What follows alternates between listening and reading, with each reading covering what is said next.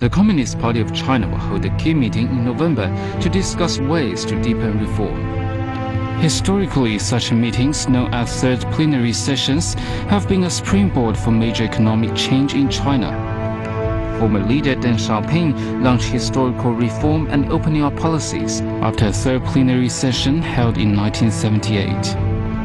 Deng's reforms fundamentally reshaped China and put it on track for significant development over the following 3 decades. Graham Allison is the founding dean of Harvard Kennedy School, a top public policy and public administration school in the world. The leading political scientist suggested some topics that he thinks the meeting should address.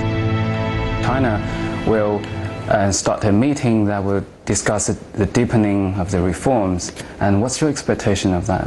I think what I hear and what I think is likely to happen is that he will announce that the next phase of reform will be a much greater reliance on domestic demand and the consumer demand for China's economic growth. And I think that's right for China, and I think that's right for the Chinese people. And secondly, that he'll make much more space for private enterprise and small enterprises and squeeze the state enterprises. Again, that's clearly right to do. That's kind of hard to do because you got very strong opposition. And thirdly, his determination to try to deal with corruption in China, which in Lee Kuan Yew's analysis is one of the most dangerous plagues of China today.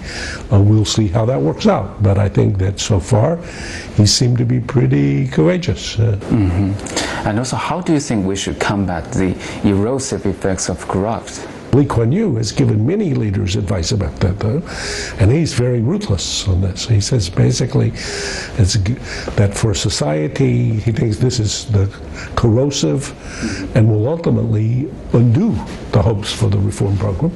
So now how China is going to manage this with such a big country, and how to manage it step by step, I don't know. I think he thinks that's going to be one of the biggest challenges that Xi Jinping faces. In addition to this anti-corruption efforts, what else? What are some of the other topics that you think should be discussed during the upcoming meeting?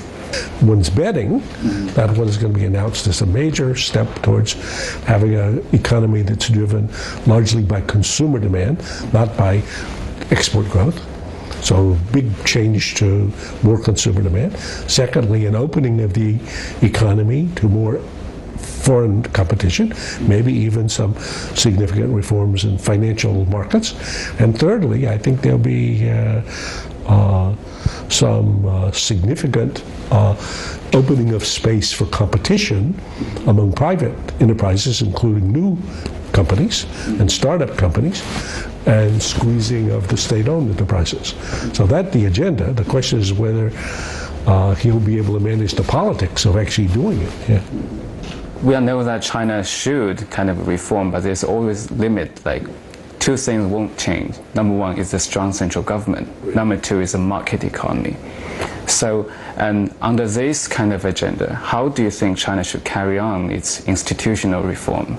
China should continue moving rapidly with its economic reform program to get to a more normal market economy.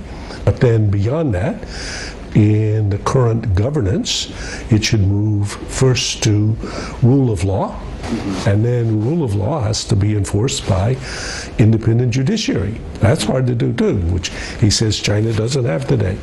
So we are trying. We're trying, but not succeed yet.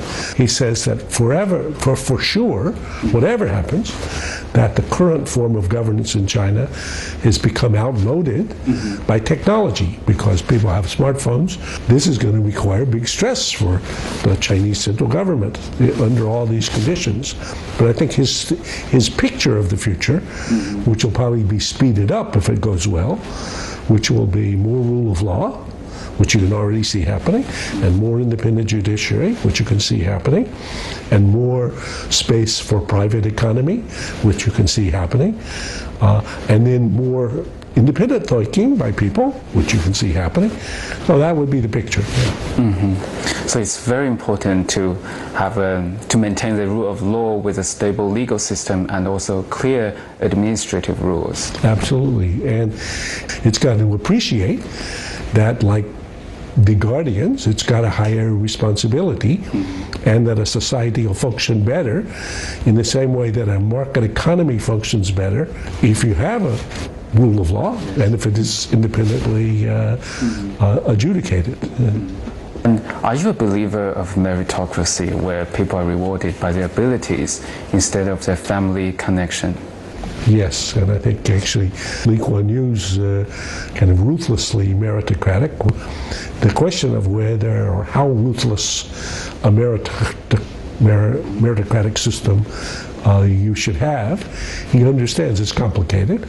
And in Singapore they have this problem now because there'll always be, as he says, 20% of people, maybe more, who won't be able to run as fast as the other people.